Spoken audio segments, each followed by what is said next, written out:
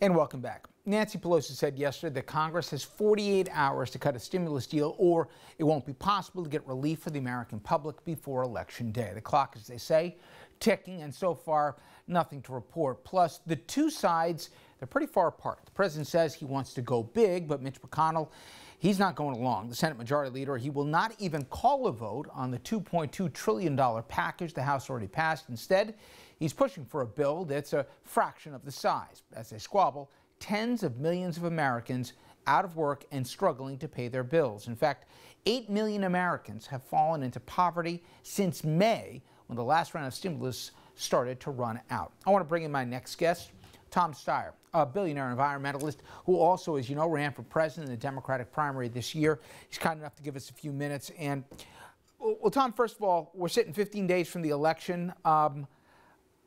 We all have whiplash from what happened 4 years ago, but are you cautiously optimistic that Joe Biden's in a good place right now, and for that matter, down ticket as well, Democrats are, at least as we sit here tonight, in a good position to have majorities in not only the House, but maybe the Senate, as well as having the White House?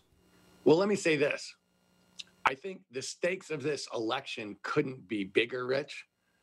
That, we're at a place where we have a pandemic with two candidates with shockingly different reactions to how to treat a pandemic.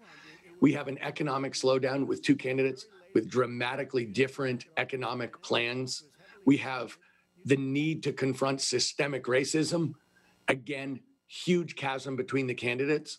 We have a climate crisis, a crisis which Joe Biden will address directly and aggressively, in which Mr. Trump denies. And we have a candidate in Mr. Trump who's systematically attacking our own democracy.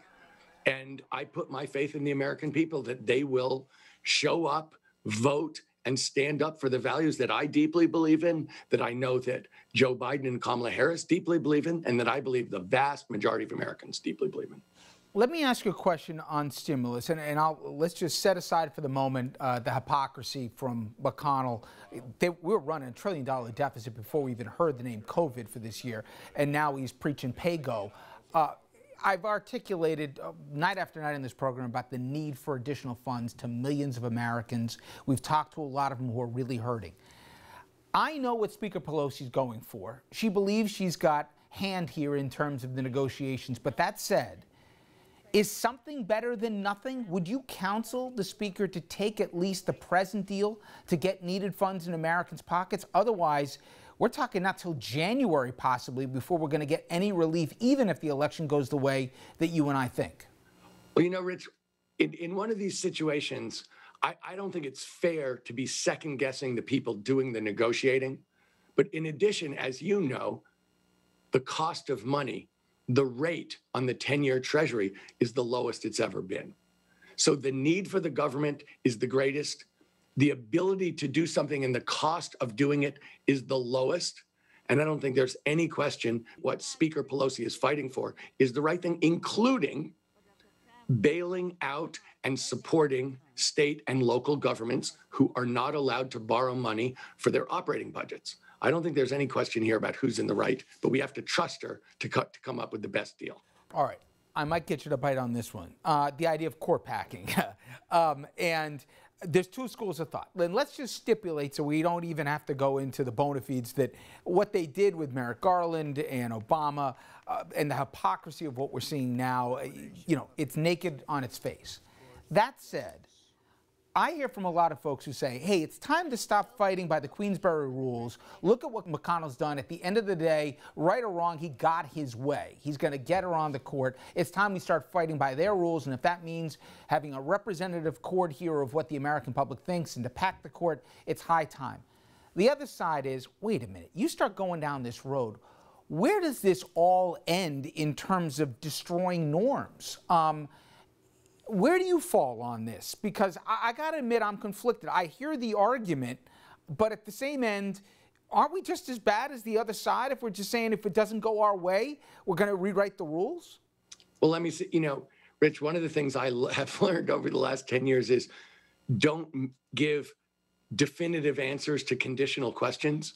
We don't know what the facts of the case will be when decisions have to be made about what to do about the federal judiciary. What we do know is that there has been a concerted attempt, apparently quite successful, by the Republicans to pack the court. But I think that Vice President Biden is absolutely right not to answer definitively a question when all the facts of the case aren't known. And I think that's really good. He tried to be as straightforward as he could, saying, I'm not a fan of it, which is not definitive, but saying which way he leans without giving a definitive answer. And he shouldn't, because when you give definitive answers to conditional questions, you do exactly what Mitch McConnell did, which is to say, these are the rules. And then he went absolutely against them and broke every promise he ever made about courts. Tom, I know, and I've read both as a candidate and since, you don't believe that there's time. We've already wasted too much time in terms of dealing with climate change. But the messaging, or at least how the messaging has been framed, hasn't worked in terms of getting the public to demand the hard decisions from multiple administrations. We've tried scaring them, and again, that hasn't worked. More than the specifics, how does it need to be communicated? Do they need to be scared even more that if you don't do the following, the rising sea levels will be X? Look at the raging wildfires in your state of California where they've doubled in just a number of years. That's going to be a new normal. Is there a way to incentivize people to do this? How do you get people to stop screwing around and just getting on board? I'm not just talking about Washington. I'm talking about constituents to force them to do it and to do it day one. Well, the majority of Republican voters know we're right on clean energy. People don't understand that this is actually a huge jobs program, but when you bring it up, they respond. Millions of good-paying union jobs everywhere in the country. People don't always understand that this is a health program, that we are going to clean up the air and water in the United States of America. And if you go around the country, you will see that people are being systematically poisoned, particularly in low-income areas and particularly in Black and brown communities. And that is an absolutely critical issue for voters across this country. So 10 years ago, in my home state of California, when I was co-chairing a proposition fighting two oil companies, no one thought we would win. But we talked about clean energy jobs and clean air. We prioritized people who absolutely responded to those messages, and we got 70% of the vote. And that's not because it's California. This is true everywhere.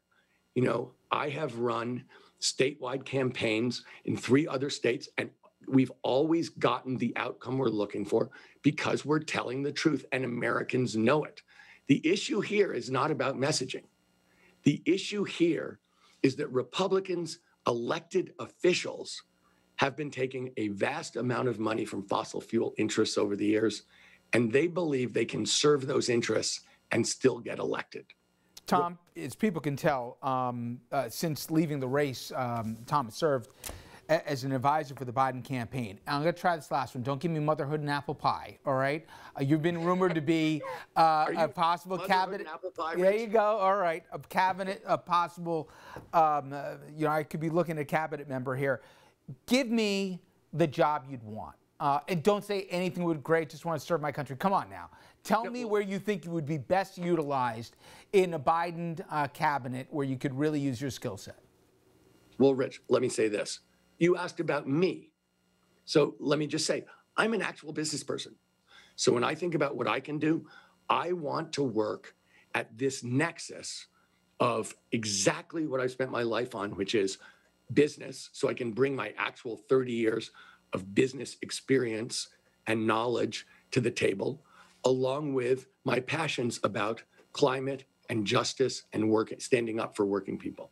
And so there's a bunch of jobs that could fit that, but it's that nexus in particular where I think I can use my business experience, my business background, and my understanding of what drives the private sector in a public sector role. It will be interesting to follow these next 15 days and beyond. Tom Steyer, appreciate a few minutes. Thank you so much. Rich, thank you so much for having me. It's a pleasure to see you. You too.